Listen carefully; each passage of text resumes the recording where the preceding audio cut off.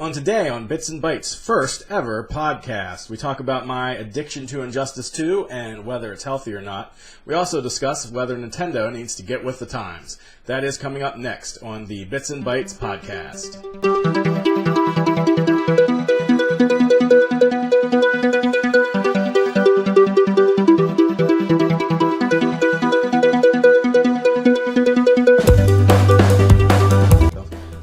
Welcome to episode 1 of the Bits and Bytes podcast. I'm Jeff Shelley. You can reach me on Twitter at Sky_Striker with a Y. What is Bits and Bytes, you may ask? Bits and Bytes is a website that I created that specializes in game reviews, impressions. We also have speedrun recipes up there.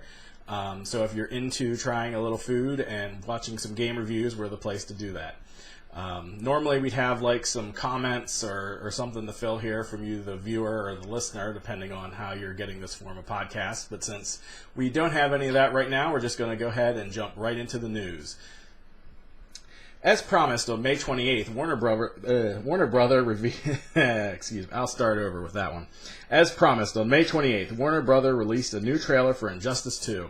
The trailer sees former Robin, Red Hood, gun-toting vigilante joining the fray of the popular fighting game. A release date has not been announced, but the trailer ends with saying we'll see the Red Hood in June. Sony has once again announced it will be showing its E3 press conference in select theaters nationwide. Tickets are free and are available as of this recording. On the day of the conference, however, you will want to show up early to the theater as the ticket does not guarantee you a spot. And in Nintendo news, it may be a lot easier to get your hands on a Nintendo Switch. According to the Financial Times, sources close to Nintendo have said a production increase has been ordered to help meet demand going into the holiday season. Nintendo itself has yet to confirm such a move, but it will reportedly produce 18 million units for the year. That runs through March 31st, 2018. That's a substantial increase over the 10 million that Nintendo has officially said to expect. And so now we're going to jump over to some other Nintendo news. It just came out today. This is June 1st, possibly overnight. I just saw it this morning. But Nintendo has revealed in their, actually not Nintendo, but peripheral maker Hori has released a screenshot showing how voice chat will work on the Nintendo Switch, especially when it comes to the upcoming title Splatoon 2. And it is not very, it's not very pretty. As you can see, if you're listening to this, sorry, you're not going to be able to see it. But the diagram of the headset is basically runs into a splitter. And then the splitter comes out into two pots. One runs into your iPhone, and then the other one runs into the Switch. I imagine the one that runs into the Switch is so that you can hear the game audio coming through the headphones, and then the one that runs into the phone is so you can do your voice chat. So basically you are going to be carrying around a bunch of wires if you want to do Switch online and have chat and all that good stuff. This brings us to our topic of the show is does Nintendo really need to get with the times? I feel like a lot of times we give them an excuse sort of just to march to the beat of their own drum and be pretty oblivious when it comes to things. But I feel like they really have to start getting with the times here as I'm shuffling through my papers to get to the show topic. So basically the Switch has two main problems when it needs to get with the time. Like, I love the Switch, love playing it, love everything about it, but I feel they just make it so hard and cumbersome to sometimes use the Switch. Like, the perfect example of this is which is the ARMS Global Test Punch. I participated in that this weekend. I loved it, thought it played really well. The only problem is I had to set like an hour of time and be like, oh, I got to be at my house at 8, and I got a set hour to play that. And if I'm not there, then I lose out on that time. Granted, they give you 3 time slots to try to hit, but still, in this day and age, why don't they just set up a demo and say, hey, you can do the ARMS Global Test Punch Friday through Sunday or Friday through Monday, and do it that way. I mean, I feel like back in the day when before I had gotten a VCR as a kid, I feel like I'm trying to rush home to watch my hour show, or else I'm just out of luck and I missed it. So I feel like Nintendo has to get with the times on that. Like, I feel they're woefully behind when it comes to that. Another part that they're behind is just this new chat. With the voice chat working like it is, it just makes it such a hindrance on the system, which is supposed to be portable and easy to use, that now you have to have your phone with you. You have to have essentially an audio splitter that runs from the switch, or runs from your headphones with your headset into an audio splitter, then goes out into the iPhone and one to the Switch. I mean, you're basically, I don't even know, the carrying case I have now will not carry all that stuff. I mean, there's just no way that it's going to fit. It's just woefully like inept almost. It's just blind, like why you would do that. I just don't get the thinking on this at all. Like, it's basically going back into the late 90s, early 2000s, when to play a PC game with your friend, you had to like call them up on the phone and be on the phone with them at the same time, talking on the phone as you're playing. I mean, it's essentially going 15 years back is what I'm grasping for this. I mean, they're calling it an app, which is fine, but you're essentially making a phone call to another person with a phone. So you might as well just say, hey, you're going to have to make a phone call if you want to have voice chat in your Nintendo games. I mean, these are two things I think Nintendo really has to fix. I mean, this could be a detriment if they want to try to get third-party support on these multiplayer games. Like, you know, I highly doubt they're going to come to it, but like Call of Duty or Battlefield 1, games that require a lot of voice chat and a lot of coordination within a team, like if you have to have an audio splitter running off into your phone and your Switch, it just ruins the portability factor. Like, if I have to set this up and I have to hook up all these wires and then I'm like, okay guys, I'm ready to go, let's do this thing. Like, it's just poor planning. I don't know how they thought this would work. Like, part of me keeps hoping like this is just some sort of quick fix solution for now, and then like a few years down the pike, which hopefully it wouldn't be a few years, but at sometime soon they would fix it and maybe put something internally on the machine. But I just have a feeling that it's not going to work. I still love my Switch. I play a lot of single player on it. Play Mario Kart, and I don't need any chat for that because I just do a lot of the challenge stuff and racing. But I mean, for a game like Splatoon, it really is necessary to have like a dedicated chat channel where you can coordinate with your team to play. And I think this just was a big oversight. And I'm curious to see how they're going to sell this and how they're going to make it look cool to have headphones, your headset, your audio jack, your splitter, your wires, your phone, have all this stuff, because it just does not look cool. It looks like you're carrying around a bunch of crap. Like, am I going to need like a man purse for this thing, like to carry all this stuff around? Well, this has been my rant. So that's one of the things I'd like Nintendo to fix. Also, hopefully at E3 we get Virtual Console. So hopefully we'll get to that. But that's enough for the topic of today's show, and now we're going to go back here to headlines. The other headline is Sony has just announced the PlayStation Plus games for June, which you will be getting come next week.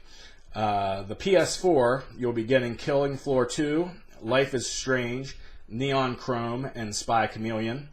For PS3, you're going to get Abyss Odyssey, World Rally Championship 5, and if you have your Vita, you get Neon Chrome and Spy Chameleon. So that's good there too.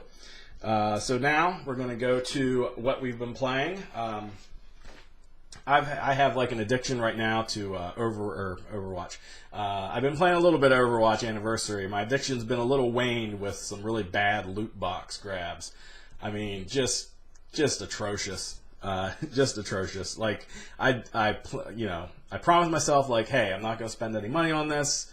End up spending $5-10, just getting sprays and voice lines and like none of the new skins. I've been playing. I think I got one new skin out of like 15 to 20 boxes, and it's for a character that I don't even use that much. So just really bad loot boxes. From what I've seen, a lot of people online too are just getting really bad loot box openings too. So they interviewed Blizzard this week. They said they're going to try to fix it.